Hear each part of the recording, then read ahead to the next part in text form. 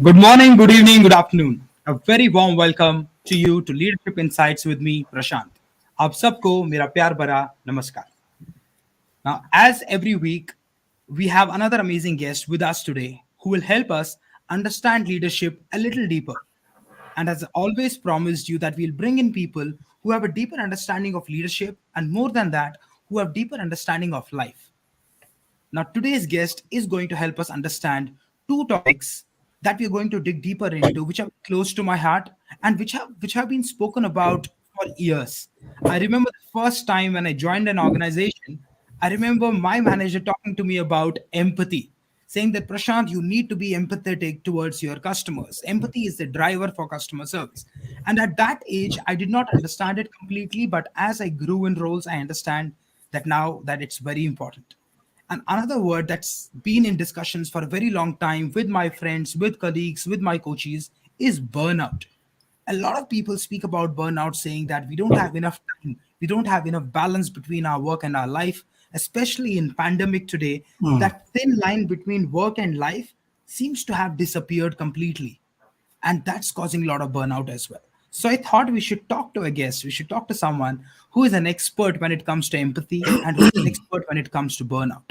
So today we have an amazing guest with us. So I'll tell you a little about him. He's a psychiatrist in private practice for over 35 years. He's the founder of the Empathy Clinic.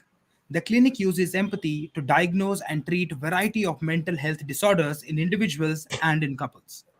The clinic's emphasis is on empathy, balanced integration of spirit and soul, and pursuit of optimal wellness. He also specializes in treatment of post traumatic stress disorder. He has presented at conferences around the world on the topics of empathy and burnout in physicians. He is married, has three adult children, and a grandchild. He's also a musician, author, artist, and works out 6 times a week.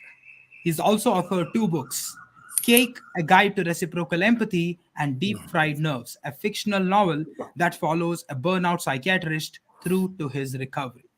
Now, without any further delay, let's get our guest with us, Dr. Ashok Bhattacharya. Wow, Hello, Mr. Prashant. Bhattacharya. Thank you Welcome so to the much for show. that fantastic introduction. And I want to say something, and that introduction is one of the most empathic introductions I've ever had from anybody. So your team were able to make me feel safe and comfortable coming into this place to talk to you this morning. Thank you so much. I'm glad to know. I think we're starting on a great note, so Great I'm note. glad that happened. Great. Dr.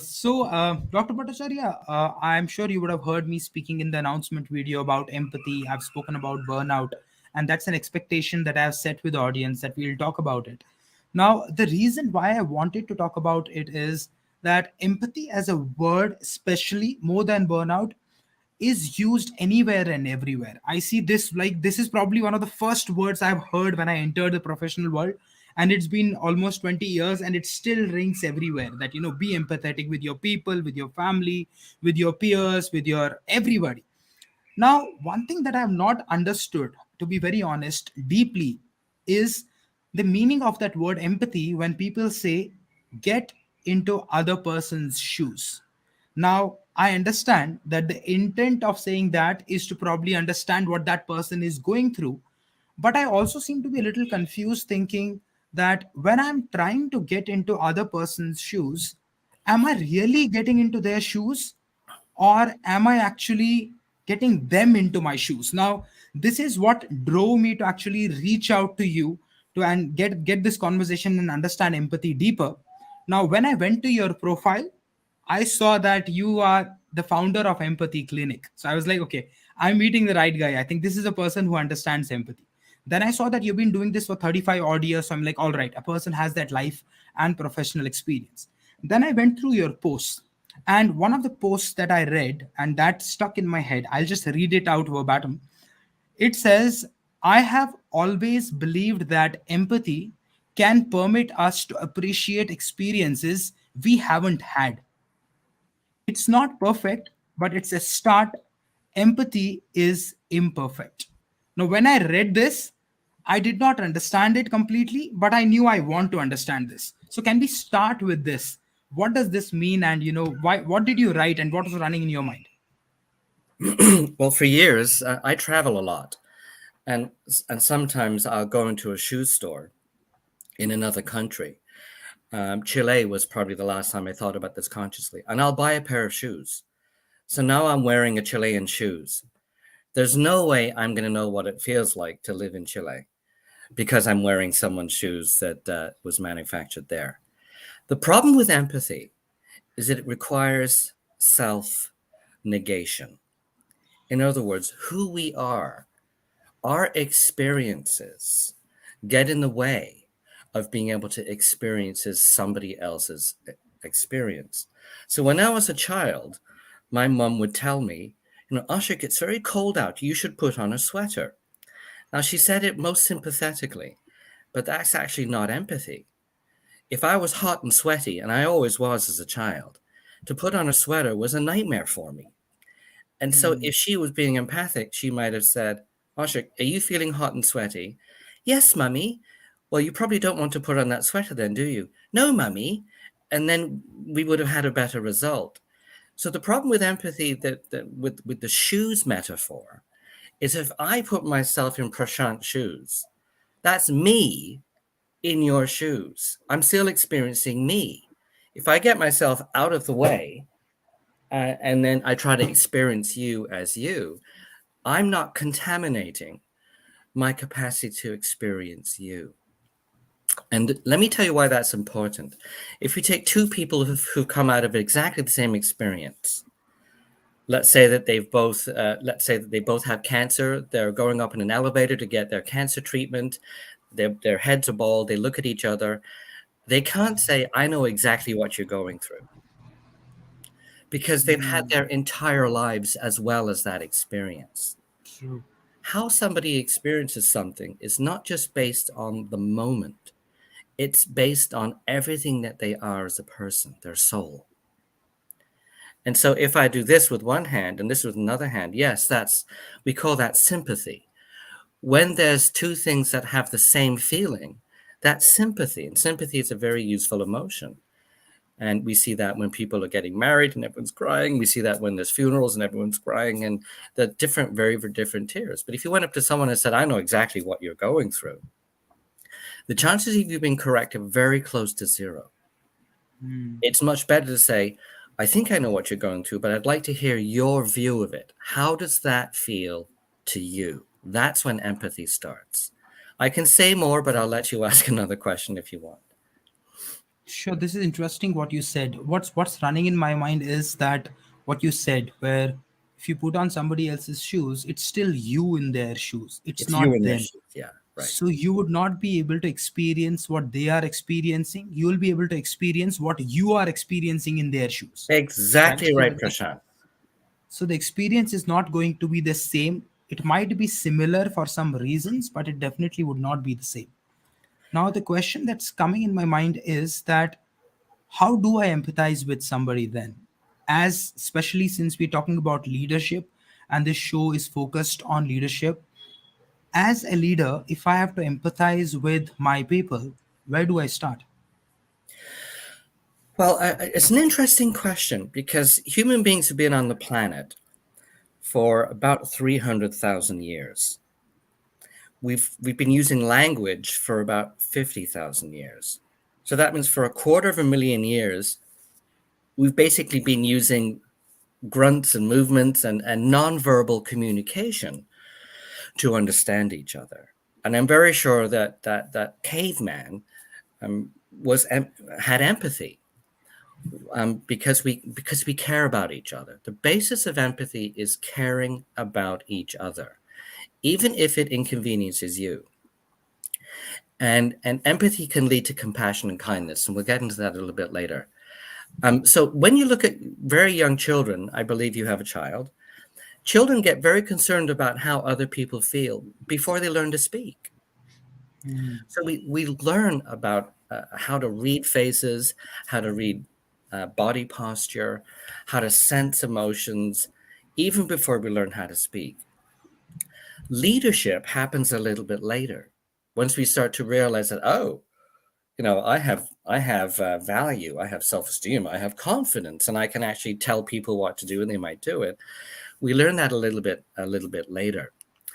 And someone comes into a position of leadership, there's an interesting flip that has to happen. And that means that you have to care a little bit less about what people think of you and care a little bit more about the leadership issues, which is getting people to do what maybe they want to do and maybe what they don't want to do. The problem with that, though, is that many leaders are seen as unfeeling and uncaring. Like, I don't like my boss because my boss doesn't care about me. That's such a common thing. And the problem with it is that it's not that the boss doesn't care about them. The boss needs to get a job done. And what has to happen, from my perspective, for leaders to present themselves as more empathic, is they have to care about the person as well as the job, because the job is being done by the person. And the more looked after, the more understood, the more safe the person feels in the workplace, it's likely they're going to do a better job. There's going to be more loyalty. There's going to be more passion and compassion. There's going to be more heart in that job if they feel safe.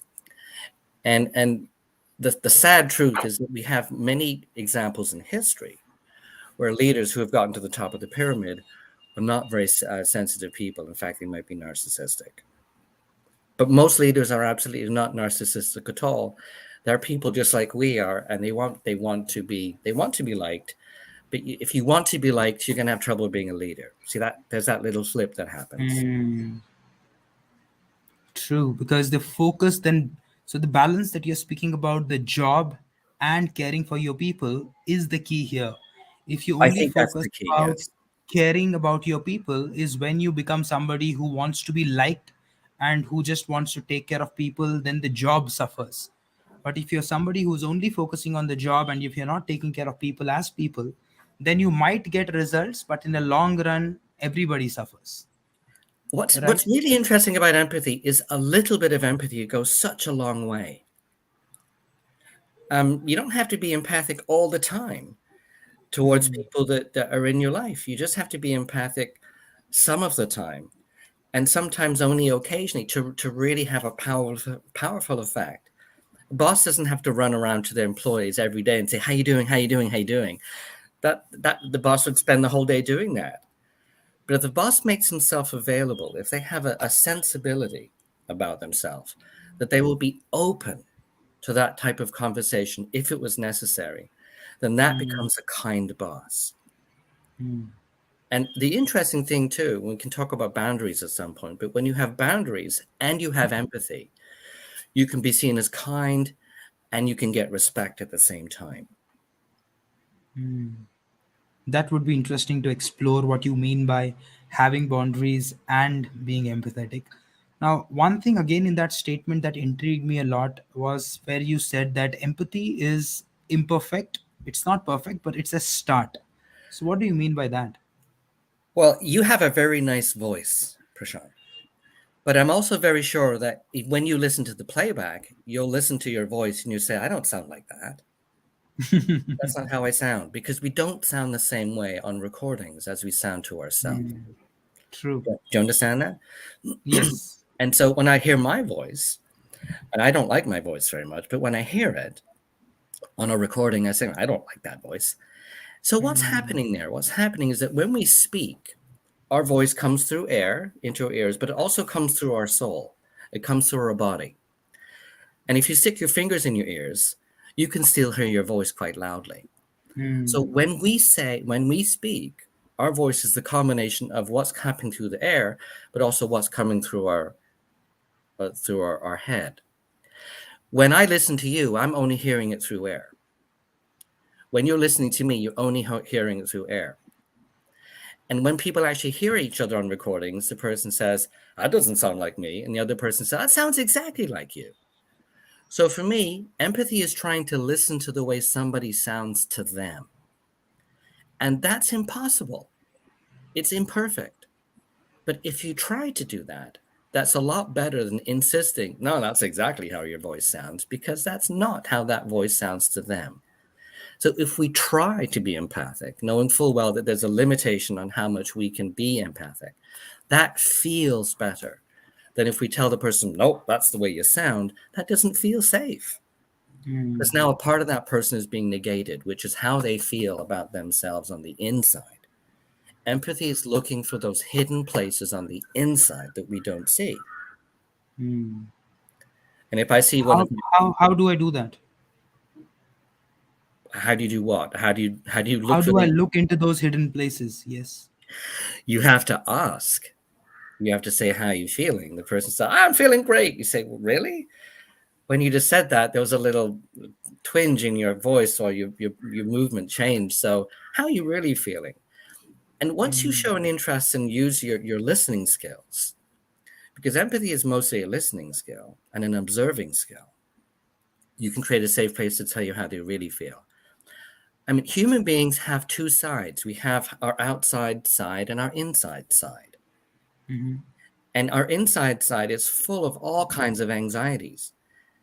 Um, when I was rushing up the stairs, realizing that this meeting was at 7:30, I was saying, "Oh God, I don't want to disappoint Prashant." And when I got on the screen with you, I was trying to look my outside side, which is, I'm kind of calm. I'm cool. So we to a certain degree, it's quite natural to hide our inside feelings because sometimes they're embarrassing. They shame us. Sometimes we're too excited about something. We're supposed to hide that. And if you watch children, they don't hide their inside feelings at all. And as we grow up, we learn how to hide our inside feelings. Mm. Interesting. The word that's coming to my mind when I'm listening to you now is the word that you used earlier, which is safe. Mm, And when we started the conversation, even at that time, you said that, Prashant, I looked at the introduction and, it made me feel safe. And you said, that's what empathy is. And then as we continued our conversation, you again used that word of feeling safe. Now, whatever you're saying right now, if I have to understand somebody else, going beyond what I see at the surface, and if that person has to actually remove that mask and show me what is beyond that surface, then both of us should feel safe with each other. And when you're talking about children, I'm sure till we reach an age where we feel safe in an environment and we are not very judgmental about things and people around, we very easily feel safe around people. Like I just see somebody who just plays with me, somebody where there's someone who's smiling and laughing. As a child, I suddenly feel safe around that person because I'm not judging them beyond that. But I think as we grow, our judgments grow and we start thinking more about what is safe and what is not safe. So, coming back to what you were saying, I think that element of safety that we need to create around ourselves for our people, if I look at it as leadership, my people should feel safe around me is when they will remove that mask. And when you spoke about those hidden things inside me that I'm not showing to other people, those hidden things will only come out if I feel safe to show those things to you. Does that make sense? that's exactly right, Prashant. Human beings are essentially tribal, which means it would be very hard in caveman times to live alone in a cave and not be part of a tribe. It's based on our survival to tribe up. But what happens is when we live in massive, massive cultures where there's millions of people around, like India or Canada, we get estranged from each other. We actually have more people living together who don't know each other.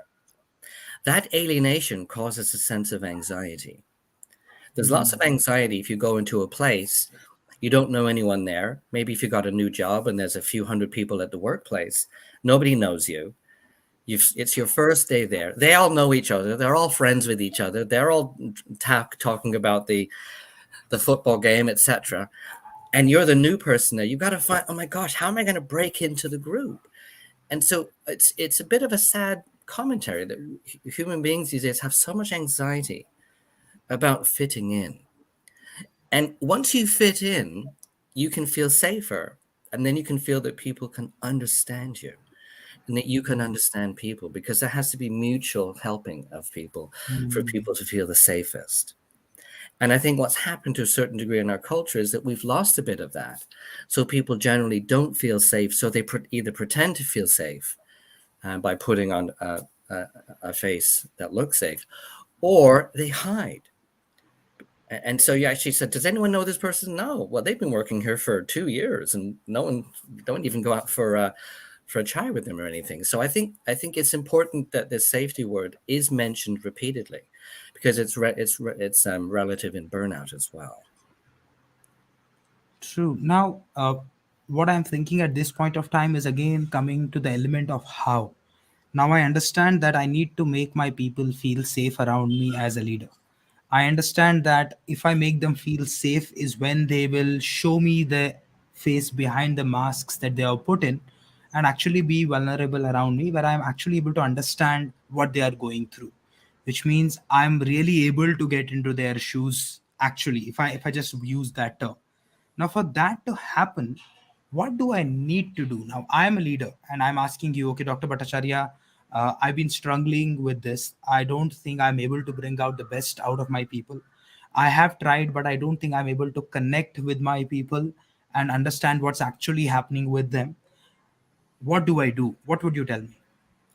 Well, I think that the first thing that a leader has to do if they have a team is do something that reminds everybody we're all human beings. And I think that what happens when people get together and in a hierarchy, the person at the top is often seen as a robot or a monster or as a dangerous person or a hateful person or narcissistic. And we're just human beings.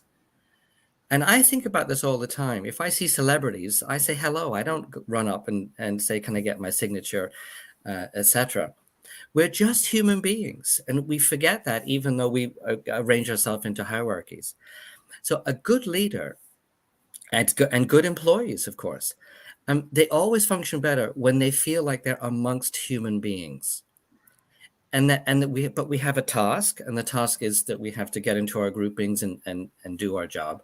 But at the same time, we're human beings. So I think icebreakers are really helpful. And an icebreaker could be a get together, it could be a mixer, it could be a game. I mean, how about a pickup game of football with the team? And the leader is not, standing on the as the referee. The lead is playing net, you see, and suddenly we realize the lead is not very good at net. So let's get them out doing something else. That gives a sense that we're all people. The moment you can get a group of people together laughing at the same thing in a non-hurtful way, immediately they're going to start to blend. So I think that doing things as a group that might be outside of work, it doesn't have to take very long. I mean, a lot of businesses go out for lunch and that's what they do, but sometimes the leader's not there. I'm a big fan of things that make people remember that we're all just people trying to get the same directive done in a safe way, as I said before, and that your boss is a person too. Does that help? Yes, it certainly does. And what it reminds me while I was listening to you is what those leaders that I look up to. Now, I'm just reflecting on what you're saying. Now, who are the leaders that made me feel safe as an employee? And what did they do that made me open up to them? And now I can remember simple things that, I had a leader who used to just walk around in the morning when he used to come to work.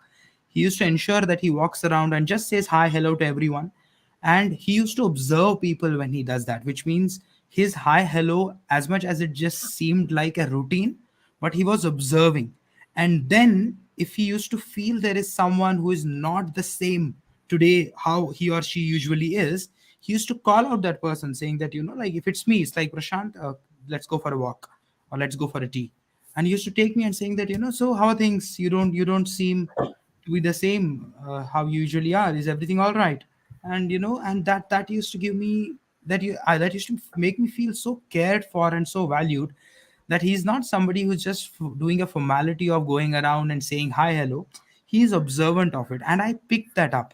And when I went into a leadership role or a supervisory role, I started doing that, and I realized a simple walk around helps so much. And there are people who are actually looking forward to it because they know the leader is observing, so they are being their true self thought, so that they get an opportunity to speak to the leader because they know that he or she is observing. So I think that simple walk around, a simple pat on the back, a simple high five, a handshake makes people feel that the human connection that you spoke about earlier, that somewhere at the top we look at people as monsters, or they are beyond our reach. They're like godly in nature, and we can't even touch them, and we can never reach them. I think this brings that human connection of what you're saying, and all the lunches, playing games. I remember a time when I saw our top level leadership, who are like 6, 8 levels beyond us. They surprised us in one of the team outings where they came on stage and they started dancing on some local songs. And we had never seen them like that. So we suddenly feel like they're just like us. We may never get to talk to them because we don't need to. They are way beyond our reach. They don't need to talk to. But we feel they're humans. They engaged us. They pulled us on stage. So I think those things help you connect them not just by designation of CXO, CEO, or president or a manager. You connect with them as people. So these are the thoughts that are running in my mind. Visuals that were running saying that okay, Ashok is saying this. Have I observed this in my life? And I so relate to it, Ashok. And that word safe is coming back to me. The only reason I could be that way, or only reason my people could be with me that way, was I made them feel safe by these small little things. So I think these matter. These really matter. Very important. It does matter. And I think that human beings often start out naturally playing with each other. If you put a bunch of strange children, you put a bunch of 4-year-olds in a room, let's say 20, and come back 15 minutes later, they're not having too much problem playing with each other. Yes. If you put 20 adults in a room, you'll see small groupings of adults, 2s and 3s, chatting with each other, but they wouldn't all be playing with each other. And it's an interesting phenomenon because adults are way more anxious than children. Because we had this anxiety about what will someone think of me. And I work in a small town in Canada that is one of the wealthiest towns in Canada. And so most of my clients are leaders, they're bosses, they're CEOs, CFOs. And I can tell you, again, I'm not allowed to talk about their stories, but I can tell you they're extremely anxious and lonely because they have feelings too. And I often give them exactly the kind of instructions I'm saying to you. Is that call somebody out, see how someone's doing, go for a walk, do things that people do normally instead of do things that alienate you or isolate you. Nobody wants to be seen as a crocodile, right? That's just no. It's much more fun to be seen as a As a nice parrot. nice parrot, yeah. Yes. And I think it's very important that we look at our image. Something that's very important too, and I do this often, not everyone's comfortable doing this. I ask people what it's like to be in a relationship with me. What's it like being in a relationship with me? Because if I think I know, but I actually don't know, then we're going back to that how my voice sounds problem. And people will tell me all kinds of things I hadn't even thought of, that people are experiencing me in a way that I didn't think they were. Isn't that a useful question? What am I like to be in a relationship with? And again, that might be too intimidating in the workplace for everyone to be doing that. But like I say, a little bit of empathy goes a long way. All that boss has to do is come out and just give someone a little bit of touch on the shoulder. How are you doing? Let's go for a little walk. That doesn't have to happen every day. That could only happen once a year. But that makes a huge difference in the feeling of Yes. empathic safety in the workplace. True. Dr. Bhattacharya, can we ever over empathize? Is there something like that? Oh my gosh, Prashant, you're so good. Yes, we can. All right. Empathy needs boundaries. And if you think of a sponge is meant to soak up things. And so if we all have an empathy sponge, some people's empathy sponge is that big and some people's empathy sponge is huge. So you have to make sure that you don't over empathize with people. Because as I said earlier, empathizing requires self-negation. You have to get yourself out of the way to empathize with somebody. If you do that too far, you might lose yourself. And when you over empathize with someone, you get too flooded. So it's important to maintain a certain level of presence while you're empathizing so that you can find your way back to yourself. And I'm sometimes I watch a movie and I come out and I forget my life and I come out of the movie and I've got to be reminded, oh, right, I was in the movie and okay, this is real life now. So, okay, I'm back to me again.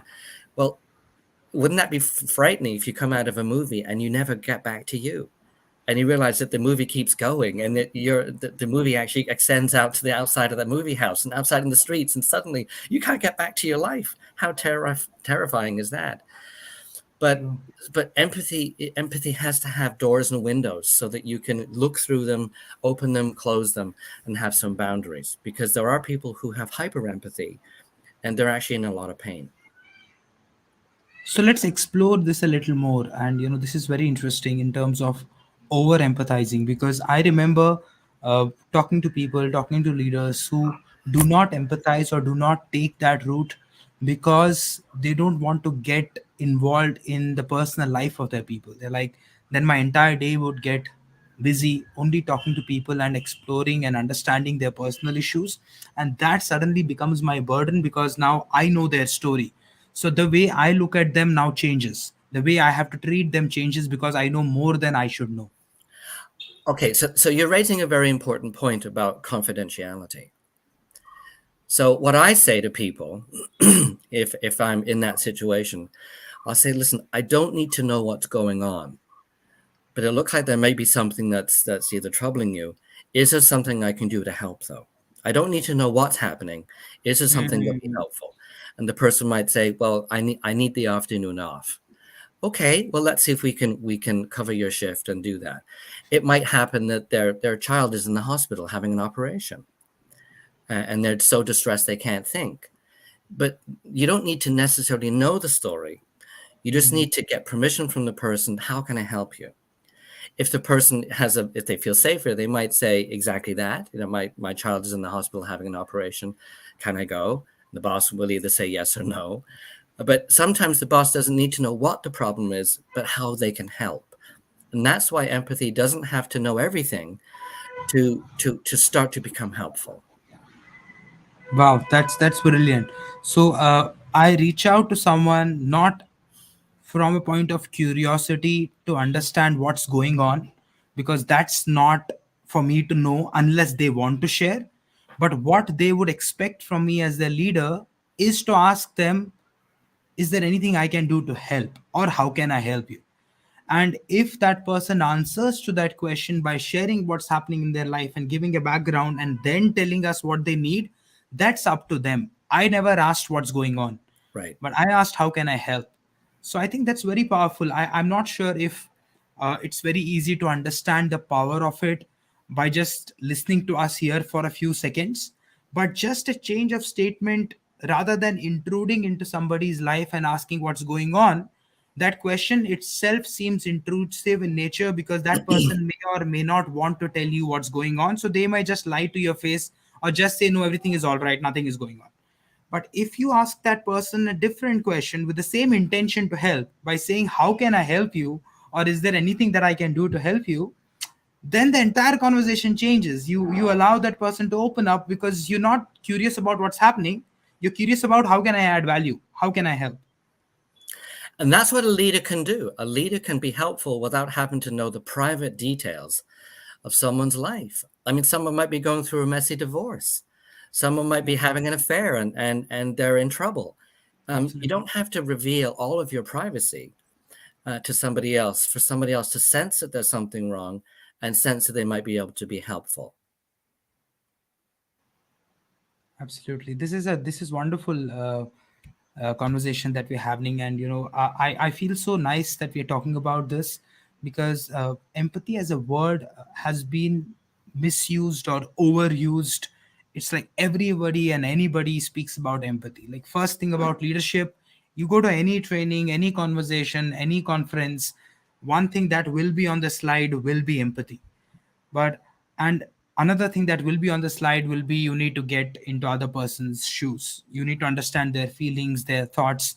But a lot of times I'm like, I understand the intention behind what you're saying, but how do I do this? What do you mean by doing that? There are few more statements that come to my mind, Dr. Bhattacharya, is I hear people saying in terms of leadership that be the leader that you never had, or be the leader that you wish you had. Now when I listen to these things or think about these things, it's again going back to me, which means I am backtracking my life and thinking that, yes, I probably did not have this kind of a leader, so I should be this kind of a leader to my people. but that might not be necessarily the kind of leader that they need. That's in my head when I think about it. It's again not empathy, because I'm again thinking that if I have 10 people reporting to me, I'm assuming that I have 10 Prashants reporting to Prashant. And they would want to see a leader like how Prashant wanted to see a leader 10 or 20 years back. Now, this is, I'm just sharing what's running in my mind. What's running in your mind when I say this?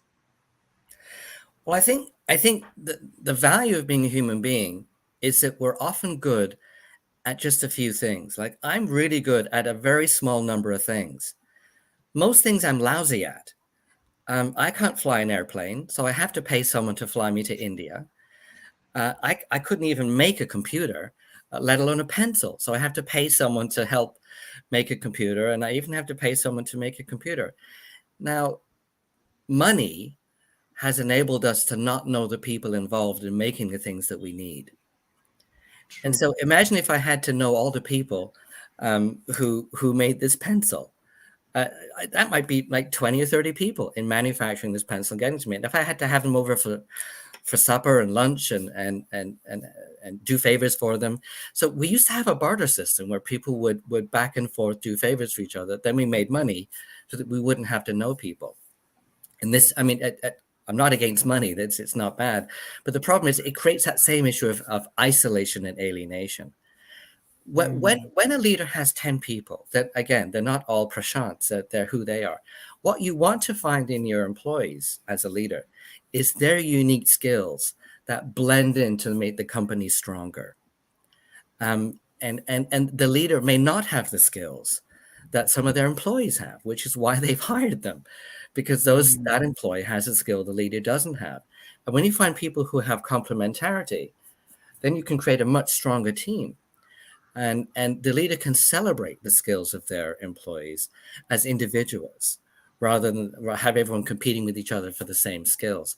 And so the fact that we're not similar, that we are different, is the very powerful nature of tribing up and coming together to do things in an empathic way. Great. So you're talking about understanding and respecting every individual as an individual, not looking at them as a group, and not looking at them as having similar needs. You need, as a leader, it's your duty and responsibility to understand every individual one to one, to see what's happening in their life, to see what their needs are, to see what they are capable of. And at times, they might be capable of doing things much better than you. You need to respect that and just tell yourself, I think I hired a great guy. I think I hired a right person. I hired somebody who's better than me, is what I should be looking for, so that my job becomes easier and I can focus on moving to a different level where I'm doing things that I'm not doing today. And that can only happen if I give the things that I'm doing today to these people who can do it better than me.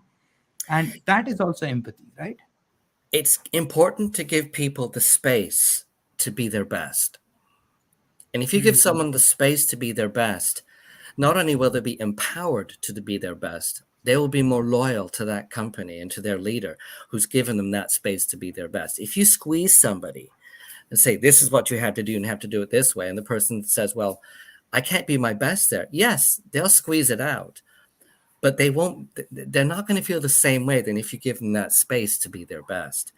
And mm, I'm a therapist. I spend all my time trying to help people empower themselves so they can be their best psychologically, physically, socially, and spiritually. Now, a leader doesn't have to be a therapist, but in a way they kind of are because they hire somebody on. They don't really know the person. They have something called an interview, which is a way to say, well, do you think maybe this can work for us? And then they put them into the job. There's an apprenticeship to see how they're doing. Wouldn't it be cool if a leader went to that employee and said, how's it going? How are we doing as a team to help you do your best here? Is there anything I can do to help you or make your work experience here more empowering for you? You don't need to ask them how things are at home with their marriage or if they have a personal problem. You need to make sure that they feel like this is an opportunity to be their best. And if an mm. employee feels that's possible, they're going to be they're going to be looking forward to go to work every time they go. Absolutely. And there are those leaders as well, Dr. Bhattacharya. I'm sure you would have clients who come to you and who have come to you and told you that, Dr. Bhattacharya, I want to be empathetic, I want to connect with my people as people, but I fear that it will make me look weak. I fear that people will look at me as an emotional, touchy feely kind of a person, and then they won't look at me as an authority, or would not look at me as somebody who has to be firm with them and tell them what to do by when it needs to be done. So, because of that fear, I'm putting a mask of being very firm with them and not being emotionally connected or empathetic. Do you have people who reach out to you saying this? Well, I think we're talking about that flip again. If you're a leader, you have to be comfortable disappointing people. If someone says, I need to take that time off and there's a busy schedule, the leader might have to say, I'm really sorry, but we have to get that done. You can't be a pushover if you're a leader. If you are, then you're actually not a leader. You're making you're everyone wants to like you, and you're going to get very, very distressed, and you're going to get depressed. So a leader only needs to have empathy. You have to have empathy, but you don't have to always buckle because you want the people to like you. Sometimes you have to be firm. So the leader that has the right balance between the boundaries to be firm and the empathy to make their employees feel safe will build respect. And you build Hmm. respect by having boundaries. You do not build respect by having empathy. And so a combination of boundaries and empathy builds respect and makes a leader much more respected. And also you get better service from your employees if they respect you. And I've got lots of examples of the case of that. I know a guy once who was taking out the garbage every single night, and he was managing 3 restaurants. He was the manager. But every night he'd go and take out the garbage. And I said to him, "Isn't that your employee's job?" He says, "Yeah, but I just want them to think I'm a nice guy." I said, "You're actually teaching them that you're going to do their job for them. You realize that, right?" He said, "Oh my Hmm. gosh." I mean, he was getting home at 3 in the morning. So he stopped Hmm. doing that, and he told his employees, "You guys need to make sure the garbage is taken out at the end of the night." They started doing it. Hmm. His respect level went up, and he didn't have to take out the garbage. He was getting home at 12 o'clock at night instead of 3 in the morning. Hmm. So I think having a boundary plus the empathy is a better combination than just being a bit of a pushover. Absolutely. Great thoughts, Dr. Bhattacharya. I'm glad, we are getting deeper into empathy and we're trying to understand. What I liked about the very recent statement that you made was that you need to be connected with people in terms of empathy, but empathy also needs to have boundary. And when you have those right boundaries while being empathetic is when respect emerges out of it. And Right. respect is a combination of empathy and those boundaries. Thank you. And another thing that comes into my mind now is from an employee point of view. Now, if I have a leader, a lot of people speak about empathy for a leader, and leader needs to be empathetic. But from an employee point of view, it's very important for employees also to be empathetic towards their leaders, which means there needs to be conversations that need to happen with the employees as well, saying that you're looking at a human being.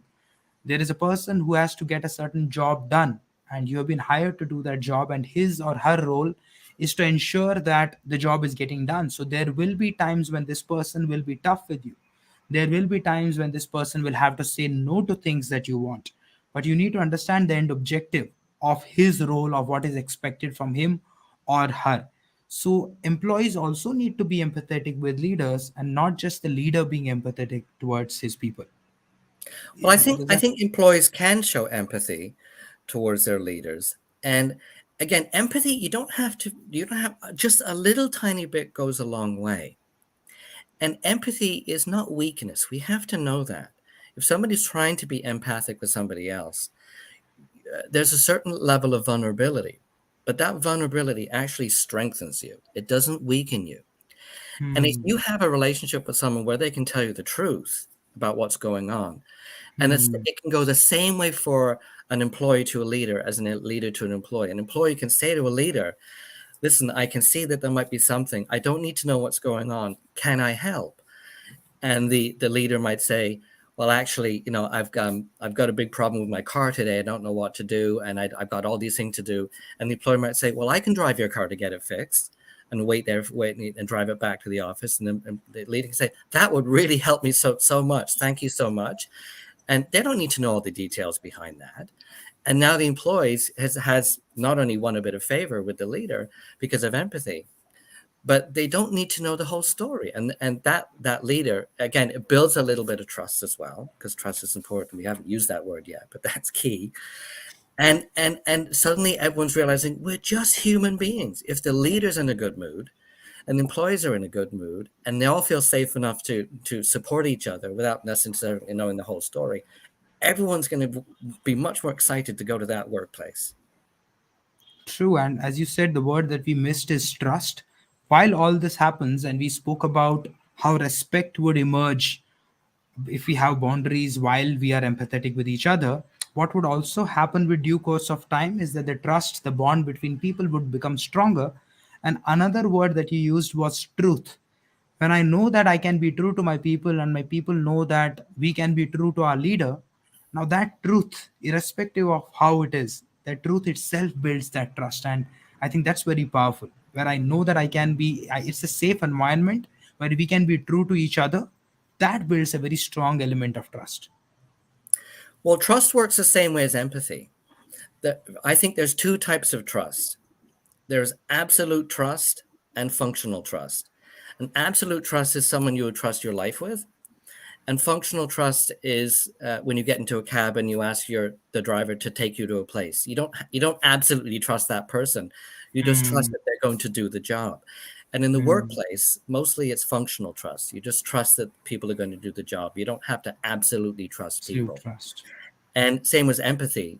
You don't have to absolutely empathize to be Mm, helpful. You can try to empathize, and a little empathy goes a long way. Same with trust. So people get frightened when we use these words because that means that I need to completely trust them. No, you don't have to completely trust them.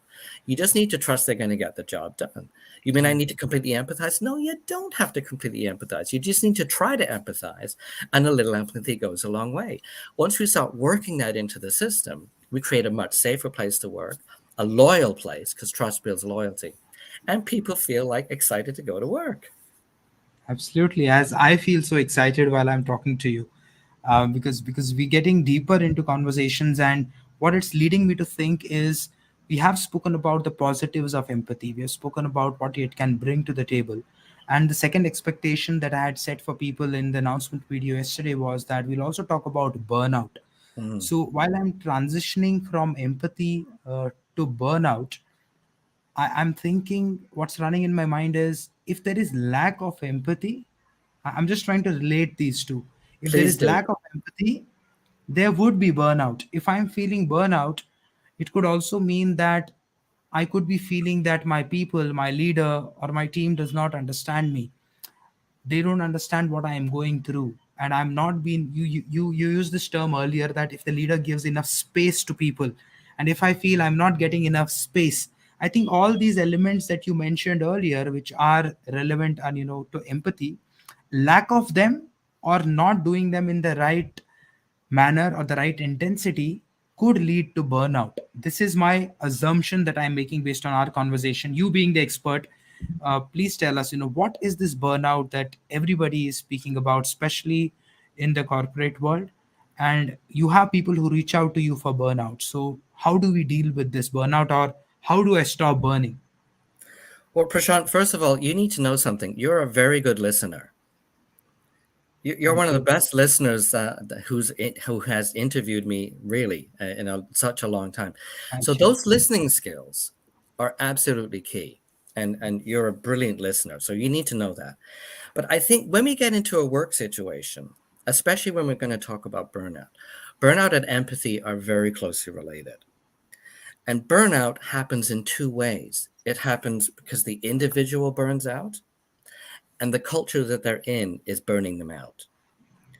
So if we think of a person going into a work situation, we have the expectations upon them by the culture that they're working in, and we have their own expectations on themselves. And as that person begins to rise in their own expectations and get promoted and have more responsibilities, they have more on their plate. And if their culture is also saying, "Great job, what more can you do? And let's give you another promotion. Let's put more on your plate, and keep it up," that person may begin to get into a place where they're actually finding it difficult to maintain the same standard that they had when they were at a lower place. And this Mm, happens all the time with doctors, actually. So I'm a physician in Canada, and this burnout is so common here, and that's because people who become professionals, and doctors are the easiest example for me to talk about because I am one, is that we have such high expectations of what we want to achieve. We want to please our mummy and our daddy. We want to please our friends. We want to please everyone around us. And we get into med school, and oh my gosh, everyone thinks we're great. And then we get into our careers, and it gets harder and harder and harder and harder and harder. And we can't tell anyone because everyone thinks we're just mm, great. And the system around us is saying, good job. Can you see more patients? Can you see more patients? Can you cure more people? So the culture and the individual, the pressure and the individual, so eventually the person snaps because their expectations, their ideal of self can no longer be maintained. And what mm, happens then sometimes in the situations because of the mask is that the person doesn't want to show that they're not functioning because they're embarrassed, they're mm, ashamed. And shame is a huge issue in what happens in burnout. It can actually also cause suicide. And so the more that that person is expecting something, and the more that culture around them is expecting the same thing, the more likely that they're going to have a burnout. Now, if you and I were on a race car team, and Prashant, you're driving a Ferrari around the track, and I'm your lap leader, I'm the mechanic, and I'm saying to you, Prashant, you got to pull in. And you're saying, no, just one more lap, one more lap. I said, no, you got to pull in mm, because your engine's going to blow. No, just one more lap, one more lap. Then that's burnout. Um, and and I think you want to win the race. Of course, you want to win the race, but you can't win the race with a broken car.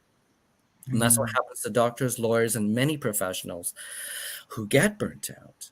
Is that they think one more lap, but they need to pull in, take some inventory, get that engine back into firing order, and then get back out there and win that race. You see what I'm saying? mm. So you spoke about expectations from self, and then we also spoke about the external expectations, which is the culture. Right. Now, if I have high expectations for myself that, I'm just pushing myself one level above that I can do better than this, I can do more, I can win this, I can get this. I'm not a loser, I'm a winner. I don't say no, I say yes to everything. If things come to me, I get things done. I'm somebody who takes things to the finish line. If these are the things that I constantly tell myself, these are very high expectations that I set for myself, which have a positive that yes, I'm somebody who's an action taker and I go ahead and I achieve things. But I also have to be very much aware that I'm actually playing against myself. Am I actually not playing for a long run? Taking the example of the racing car, if I'm actually in a race of life, and if I don't take pit stops at the right time, if I don't service myself, my body, my mind, my soul at the right time, and I just keep expecting more and more and more from myself, then I will cause a burnout. And that burnout could be Right. anything. I might get mental illness, I might have a heat stroke, I might have a heart stroke, I might lose my body, my mind. Now, that can cause burnout if this is internal. So, if you are listening to me right now, whoever is there in the audience, understand these two beautiful things that Dr. Bhattacharya is talking about, which is self expectations that can cause to burnout, which means you have put yourself on a podium where you are pushing yourself. There is nobody doing that. You have created that for yourself, and there might be reasons for it, but now you are the driver and you're driving it forward, and you're not taking those necessary pit stops. And second thing that Dr. Bhattacharya mentioned about is the cultural expectations, which is an external expectation, which means as a leader, if I am telling my people, great job, you are a winner, you're doing a great job, Prashant, you did it again, you succeeded in this project, you can do this as well. Okay, you send this project on time. I want you to close one more project. I know you can do it. Now, the culture where I am like, I know I'm burning out, I can't handle more, but my leader is putting that pressure on me and I have to satisfy my leader. He's put me on a podium in front of everybody that Prashant gets things done. So I am trying to meet my cultural expectations that my leader has created, because now everybody has a reputation that Prashant gets things done. Prashant doesn't say no to things, and everybody is trying to be Prashant. Now that is a cultural expectation that has causing the burnout, because I don't want to be that person, but I like what I'm getting from it because I'm getting a certain recognition and applaud and a reputation. But as a leader, I'm actually breaking my people, because one fine day you will lose Prashant big time. He will directly fall from 10 to 0 or 10 to 1, and you wouldn't know what to do. Now, these are cultural expectations, right?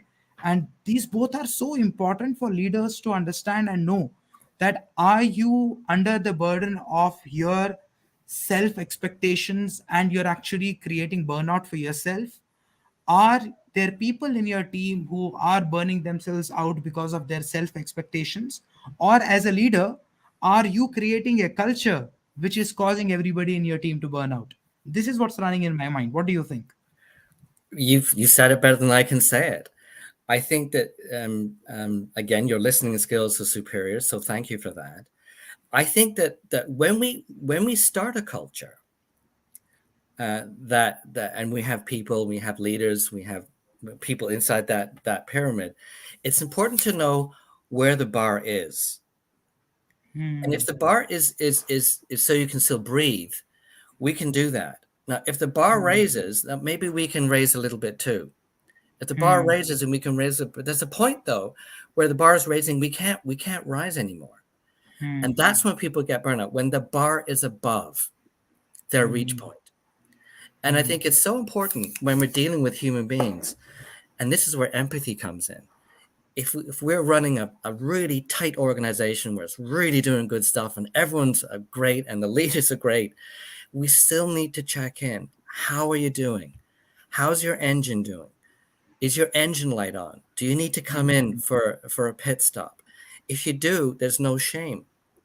Hmm. You're not weak if you need to come in. In fact, you're probably smart, and your leader's Hmm. smart if they ask their employees if they need to come in.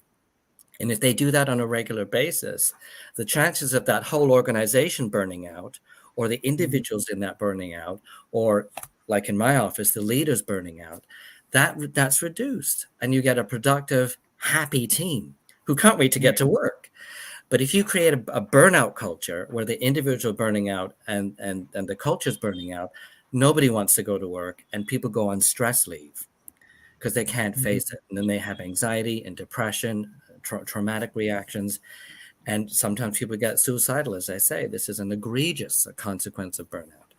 But I think my approach to this is burnout is probably not preventable, but there's a lot we can do proactively rather than reactively. In other words, get to it before it's too late. Get that Hmm. car in before the engine blows. Hmm. Then you're still in the race. True. You mentioned shame, Dr. Bhattacharya. That's something that we haven't spoken about, and I think we should, because that element of shame also plays a very vital role when it comes to empathy or when it comes to burnout, because that could also be a driver for it to happen. So, can we speak a little about that? Why would that happen, and how should we deal with that? Well, we need to talk about two terms. One is guilt, and the other one is shame. And Hmm. guilt is when you're accountable or responsible for something that has gone wrong and you've done something wrong. So if you're guilty, you can say, "Oh yeah, I did that. Yeah, that was wrong. That was my mistake. But I'm still a good person." Hmm. If you're ashamed, it's that what changes is that, yeah, I did that. That's wrong. I'm now a bad person. So shame is when you actually, your entire self definition changes to feeling that you're bad.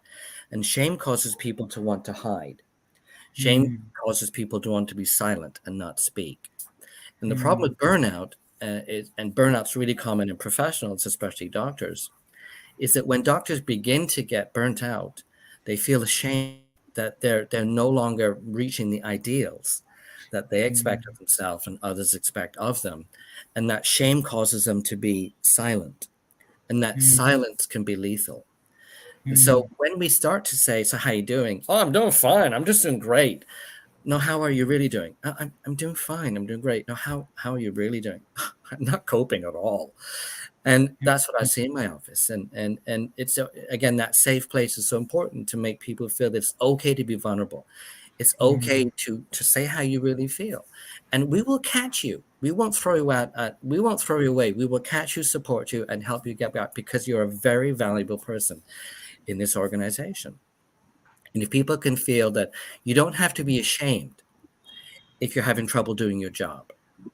But if people do feel ashamed, they may not say something, they may not act like there's Mm, anything wrong until something breaks. And that's why shame is so important, because people feel bad when they're ashamed. If you're guilty, you can still say, yeah, like I was guilty of being late this morning for this meeting. And am I ashamed? Absolutely not. Am I guilty? Absolutely yes. But I don't feel bad. And I mm, think that when we feel bad, we can't function properly. When we mm. don't feel bad, we can function our best. And it's all about creating a happy, safe place in the environment so people are excited to get to work. Absolutely, and one statement that remains, that will definitely remain with me, is what you have used multiple times, where you keep saying that a little empathy goes a long way. It does. and and that's so evident in everything that we're talking about. We're talking about small little things. We're not asking for any big change. We're not asking about something that needs your time, effort, energy, money, that you have to put around, where it'll take you years to learn what you need to learn. Small little things, right, that matter the most. And a little empathy definitely goes a long way. We spoke about empathy in depth. We try to understand what empathy actually means. We try to understand how to be empathetic to people. What are the advantages of it for the leader and for the team, for the organization? We also understood the other parallel, where if there is lack of empathy, that would lead to burnouts. What kind of a culture are you creating? Is it your self expectation that's leading to burnout, or is it the cultural expectation that's leading to burnout? We spoke about how boundaries with a little bit of empathy, a great combination, can help us build respect, and how this entire thing can build trust among their people. We spoke about the space that a leader needs to create for his people to feel safe in that organization, so that they can be empathetic towards each other. They can be their true selves towards each other. We use that word truth, right? That I know that I can be myself and show my truth to people, and I know they're showing their truth to me. And that truth actually forms that trust and that bond between people. And if there is burnout, how to actually look at it as guilt or as shame, to understand the differentiation between the two, to empathize with yourself if you're going through it, and to empathize with other people if they are going through it, and try to understand what they need. And a very powerful thing that we discussed right in the beginning is, if you want to help your people, you reach out to your people by not asking them what's going on. That might be intrusive. Just reach out to them and say that, is there anything I can do to help you? How may I help you? And that can be so powerful. And another thing that will stay with me is when you said, you're asking somebody, are you all right? And that person is like, yeah, I'm all right. Then you're like, are you really all right? And that person is like, yeah, I'm all right. And you're like, are you really all right? And that person is like, no, I'm not able to cope with this. So as a leader, you need to be very honest in putting that effort to reach out to people and not giving up until they open up as well. Because if you just leave it at the first time, by just asking how are you, everybody will say we are doing okay, fine, all right. But then you need to be a very good judge to understand, who do I question the second time and who do I question the third time, because that's not the real answer that I got the first time.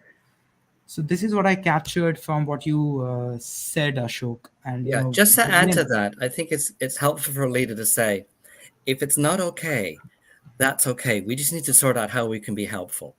Because a lot of people won't say that everything is not okay because they're afraid that they might lose their job. And a good leader will say, if it's not okay, that's okay. We just need to figure out what can be helpful. But your summary was brilliant, Prashant. And I think that I hope people listen to what you said, because you summarized what I said so perfectly.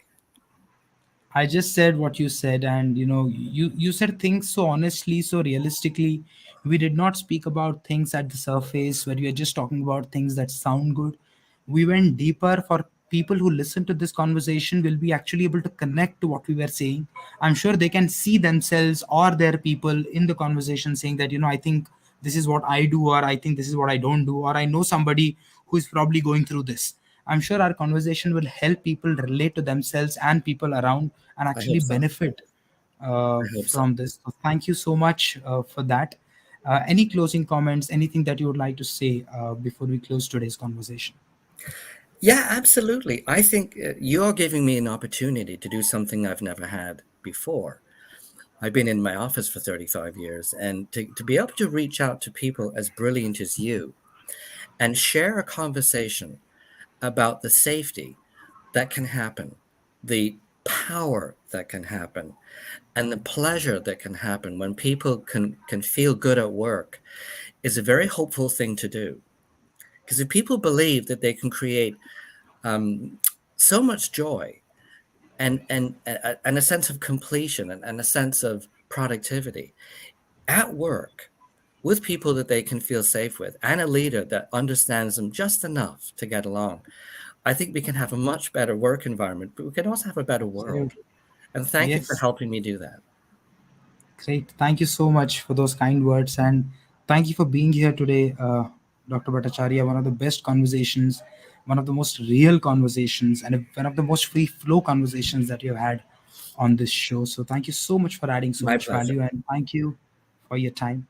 And everyone in the audience who is with us right now, as I always say, thank you so much for your love, for your support, for the feedback, for the comments that you give us. That keeps me going. I hope the show is adding value to you, and that's why people like Dr. Bhattacharya come on this show and help us spread awareness about life, spread awareness about leadership, so that we can make workplaces a better place to work in, and we can make this overall world a better place to live in.